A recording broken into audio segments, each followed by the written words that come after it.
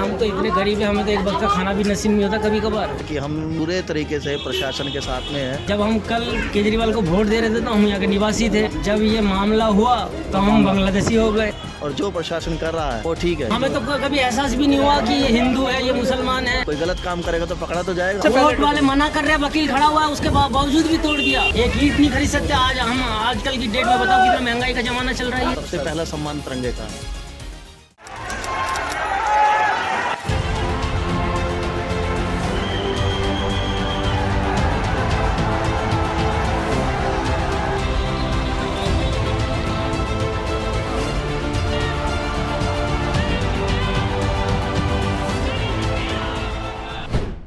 हिंदू मुस्लिम सिख ईसाई हम सब हैं भाई भाई। पर ये कविता का पालन हो रहा है क्या अपने देश में? क्या हिंदू मुस्लिम अभी भी भाई भाई हैं क्या? नमस्कार, मेरा नाम अमृतपाल और आप देख रहे हैं यान समाचार। और मैं खड़ा हूँ जहांगीरपुरी में। माहौल इतना टेंस्ड है कि आगे पीछे इधर उधर बैरिकेड ही बैरिकेड कि कभी भी कुछ भी हो सकता है। हालांकि कल ही तिरंगा यात्रा निकला है, भाईचारा की यात्रा निकली है यहाँ पे। सवाल ये नहीं उठता कि दंगा किसने करा, सवाल ये उठता है कि आज के दौर में देश की राजधानी में दंगा हुआ कैसे। लोगों के घर टूट गए, लोग पहले अमन प्यार से रह रहे थे।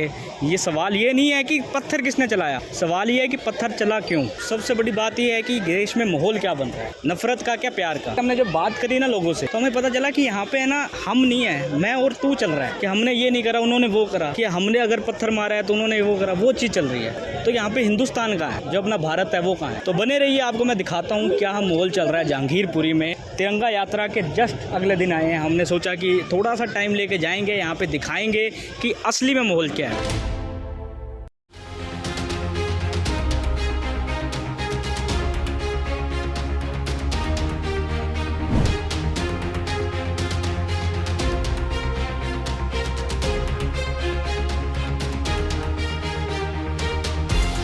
सो गाइज़, मैं अभी है ना उस एरिया पे आ गया हूँ जहाँ पे मतलब कि जो वायलेंस हुई थी ना। वैसे तो पूरा टेंस्ड माहौल है, अभी देख सकते हो कि सारे चारों तरफ है ना पुलिस ही पुलिस है। और आप मतलब कि देख सकते हो बैरिकेड लगाए हुए हैं। और ये वाला जो एरिया है ना, ये वाले एरिया में पुलिस है, मतलब कि इसके बाद भी पुलिस नहीं है। और इस वाला इलाका तो पूरा ही कवर करा हुआ है। तो गाइज़ आप देख सकते हैं यहाँ पर पूरी पुलिस है।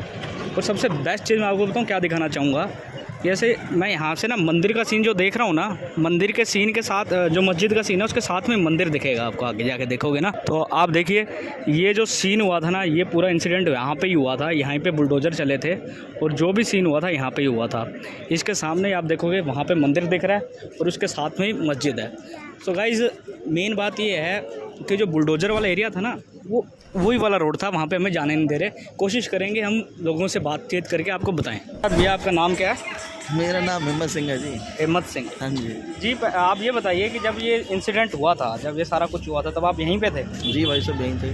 तो क्या हुआ क्या था उसके? जैसे अब न्यूज़ में आ रहा है कि पथराव चालू हुआ, तो आप बताएंगे कि आपने क्या महसूस करा, क्या हुआ था?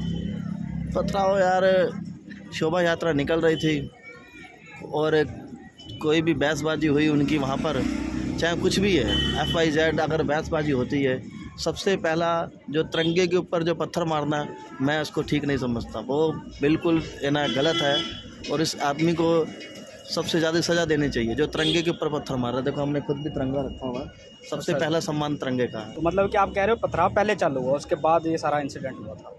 नहीं, वो तो अपना यार, सीधा कोई आदमी जा रहा है, तुम उसको खामखा क्यों पंगे ले रहे हो किसी से? यार जाने दो, अपना जो सबका भगवान एक है। और कोई तिरंगा है तो हमारी शान है वो। अगर आप उसकी बेइज्जती करोगे तो फिर हम चुप। मतलब तिरंगे पे भी पत्थर मारा गया, आप ये कह रहे हैं? यार बताइए, शोभा यात्रा के साथ में तिरंगा लगा हुआ था यार। तो आप अभी अतिक्रमण के बारे में बता रहे थे कि अतिक्रमण टूटना चाहिए, तो आप उसके बारे में अपना विचार आप जो बता रहे थे बताइए। भाई उसके साथ हमारा ये विचार है कि हम पूरे तरीके से प्रशासन के साथ में हैं और जो प्रशासन कर रहा है वो ठीक है। क्योंकि झुग्गी झोपड़ी हर अवैध जो धंधा है वो वही हो रहा है। सट्टा खेल रहे हैं, उसके अंदर जुआ, शराब, स्मैक, गांजा, ये क्या यार सिस्टम है? कोई दुकान होगी, कोई गलत काम करेगा तो पकड़ा तो जाएगा। अगर मेरा भी ये, मैं सड़क पे अगर कोई भी ऐसा गलत काम करता हूँ, या मेरा बेशक होका है मजदूरी, मैं कुकर ठीक कर रहा हूँ, मैं भी गलत ही कर रहा हूँ, मेरा भी तोड़ दो चाहे, मुझे कोई शिकवा नहीं है, कोई गिला नहीं है। अच्छा भाई, जिसमें देश का फ़ायदा हो और जनता का फ़ायदा हो, वही काम सबसे अच्छा होता है। नहीं, इससे पहले भी कभी यहाँ पे सांप्रदायिक हिंसा या फिर ऐसे कुछ माहौल बनने की कोशिश हुई थी, जैसे अब नहीं पहले सारे भाईचारे के हाँ, सारे भाईचारे के साथ इतने साल हो गए। हाँ, ये ऐसे कमेटी आती रहती है, वो उनका अपना एक्सरसाइज जारी रखते हैं, वो कि कई बार तोड़ जाते हैं, ले जाते हैं।